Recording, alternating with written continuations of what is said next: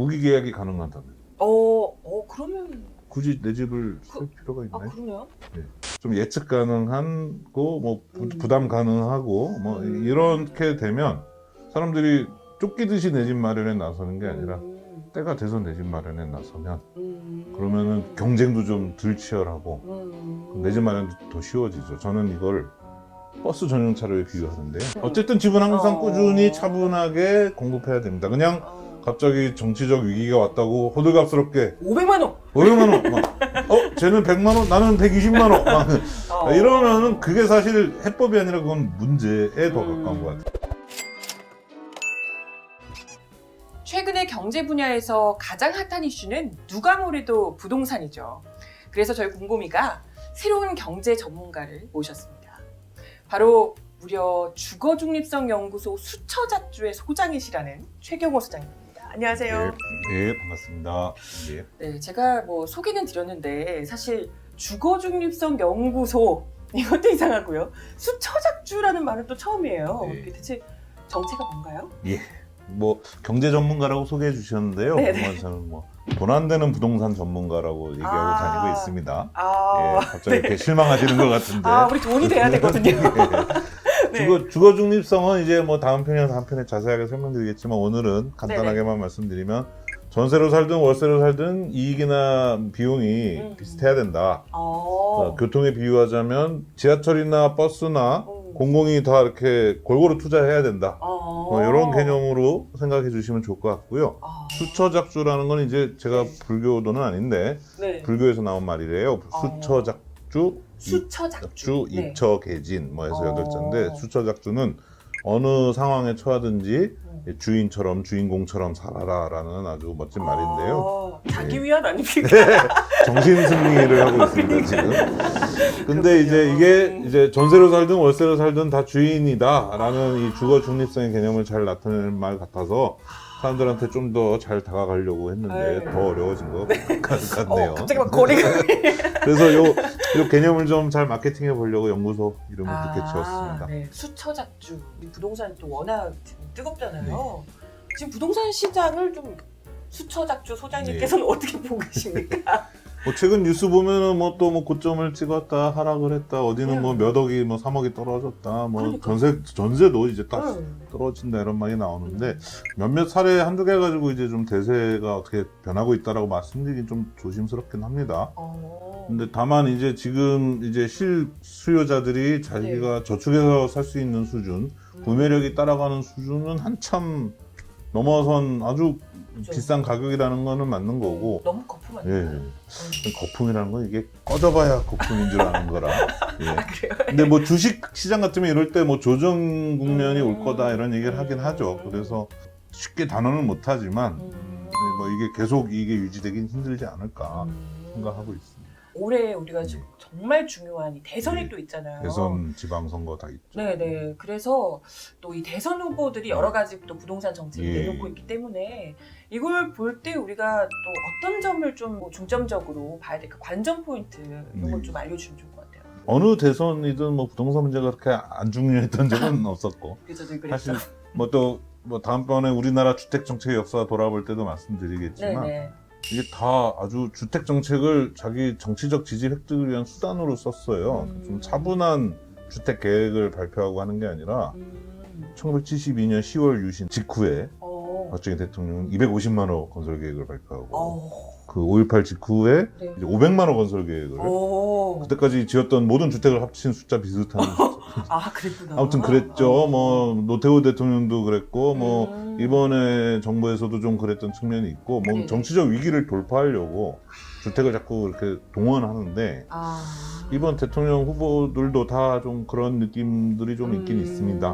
뭐 근데 관전 포인트라고 하면 다들 공급 확대를 얘기하면서 있는데 어떤 공급이냐 이걸 좀 이제 좀 차분히 좀 볼 필요가 있고요. 그냥 입지든 어떤 형태든 뭐 이게 뭐 자가인지 공공임대인지도 그렇고요. 그런 것도 있고 그다음에 이제 어느 계층한테 좀 주로 타겟을 맞추느냐. 좋은 말 속에 사실은 더 이렇게 특정 계층만 유리한 누가 득을 보는지 알까 이게 간다고. 그게 범인입니다. 네. 범인은 아니고요. 네. 그게 이제 자기가 충성하고자 하는 유권자들이겠죠. 그런 점들이고 뭐 용적률 얘기를 너무 좀 쉽게들 하시는데 그거는 참 걱정이 된다는 점도 좀 보는데 대선 후보들도 이제 용적률 다들 좀 만만하게 보고들 얘기를 하세요. 저는 만만하지 않아요. 용적률이 뭔가요? 용적률이 네네. 뭐냐면은요. 그 땅의 면적과 건물의 면적을 이제 해서 나눠준 거죠. 100평짜리 땅 위에 100평짜리 건물이 있으면 네네. 용적률은 100%? 100%가 됩니다. 땅이 꽉 차게 지으면 100%. 네, 그렇죠. 근데 이제 실제로 그렇게 지을 수는 없잖아요. 그렇죠. 뭐 공사하려면 약간 떨어져야 되고. 그래서 우리나라 같으면 뭐 주택지 같으면 건폐율도 뭐. 네. 아셨군요. 건폐율은 60%다 네네네. 이런 식으로 정하는데 상업지는 70%다. 근데 네. 계산하기 편하게 50%다라고 해보면 100평짜리 땅이 있으면 건폐율이 50%라는 얘기는 절반만 집을 지을 수 있다는 거죠. 이게 좀 공간을 남겨놓고 지어야 된다. 이게 사유재산이라고 내 마음대로 땅을 지을 수 있는 게 아니라 이게 다 정해져 있습니다. 건폐율이 50%인 땅에 두 층을 지으면 100%? 용적률은 또 100%. 세 층을 지으면 150? 150%가 되는 거죠. 갑자기 수학 시간이니까. 아무튼 네, 그렇군요. 그래서 우리나라 보통 뭐 서울 같으면은 2종 일반 주거지역 그럼 뭐 용적률이 뭐 200%면은 건폐율이 60% 이렇게 되면은 3층하고 또 뭐 옥탑방이 하나 더 생기고 이런 모습들의 다세대 주택이 많은 게 그거 맞춰서 딱 짓는 거군요. 있다 보니까 그렇게 되는 거고요. 그런 걸 정해놔야 이제 지하철이라던가 도로라던가 이런 기반 시설들을 거기에 맞춰서 하는 거기 때문에 이걸 이렇게 막 쉽게 바꾸면 안 되거든요. 근데 이제 이걸 늘려줘야 주택을 많이 짓는다고 해서 다들 그거를 막 풀자 그러는데 그래서 대선 후보들이 지금 용적률을 많이 풀자. 그렇구나. 근데 조금씩 다르긴 합니다. 윤석열 후보 같은 경우는 기존의 아파트 단지의 용적률을 풀어서 재건축 재개발을 활성화하자. 기존의 200%까지밖에 안 됐었다면 이거를 뭐 250으로 늘려서 그러면은 4분의 1만큼 더 지을 수 있겠죠. 더 고층. 더 고밀화해서. 근데 그렇게 되면은 지금 땅 주인들의 토지의 가치가 올라가죠. 이미 갖고 있는 게 있으신 분들이 돈이 더. 그렇죠. 그래서 이제 공급이 늘어난 효과도 있지만 이재명 후보 같으면은 역세권 같은 데다가 용적률을 좀 풀어줘서 건물을 이것저것 합쳐서 이제 기본주택을 많이 높게 지어서 주택을 많이 공급하겠다고 하시고 심상정 후보 같으면 이제 공공기관 이전 부지에 그분은 이제 아파트 단지를 재개발하는 쪽보다는 주로 공공기관 이전 부지 같은 걸 언급하셨더라고요. 국회나 대법원이나 그런 자리에 이제 약간 용적률을 일반 주거지보다 좀 높게 해서 고밀로 짓겠다고 하시는데 사실 뜯어보면 다들 조금씩 걱정스러운 부분들이 있어요. 그건 뭐 차차 말씀드리도록 하겠습니다. 그렇구나. 이게 이제 용적률 얘기가 많이 나오긴 했는데 그게 다 용적률이라고 얘기하지만 그 성격은 조금씩 다 다르다. 그래서 역세권이면 조금 나을 수 있죠. 왜냐하면 기존에 교통 인프라가 있는 곳이니까. 근데 그렇지 않은 곳은 함부로 풀면 이제 교통난이 생길 수 있고 탄소 중립 사회로 가는데 역행할 수도 있는 거죠. 그렇구나. 따져봐야 될 게 한두 개가 아니네요. 그럼 또 용적률 말고도 또 우리가 또 지켜봐야 될 게 있을까요? 그리고 이분들이 이제 또 전세나 월세 계층을 위해서 저희 연구소도 그런 쪽을 중시하지만 어떤 정책을 펼치고 있느냐. 전세나 월세는 이제 거쳐서 하는 것이고 뭔가 비정상이고 내가 내 집 마련에 꼴이 나는 때가 정상. 그걸 전제로 지난 수십 년 동안 해왔는데 세입자로 사는 삶도 인생에서 상당한 기간이고 이 동안도 행복하게 살아야 되고 이때 돈을 아껴야 나중에 때가 됐을 때 내 집 마련하기도 쉽고 이렇게 이 세입자로서의 삶을 이 자체로 바라봐주는 그런 대선 후보들이 좀 많았으면 좋겠어요. 근데 그런 측면에서 예를 들어 지금 전세죠. 만약에 무기계약이 가능하다면 그러면 굳이 내 집을 살 필요가 있나요? 그러네요? 그러네? 네. 그렇군요. 그런 식으로. 근데 그럼 집주인 입장에서도 전세금은 집값보다 싼데 이걸 무기계약을 주면은 남는 게 없잖아요. 그쵸. 그래서 이제 월세로 많이 바뀔 거예요.